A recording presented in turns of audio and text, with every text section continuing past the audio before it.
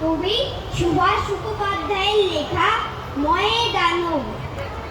যখন থাকে না কেউ নির্জন মাঠে, বাবা সুর ঘুরে ঘুরে শাল পাতা চাটে, রাস্তার বাতিগুলো গা ঢাকে আঁধারে, ঠেলা দিয়ে ফেলে দেয় আঁধারে পাঁধারে। ময়দানবেরা সব তাবু ছেড়ে এসে দে গোল বলে দৌড়বেই ঠেসে।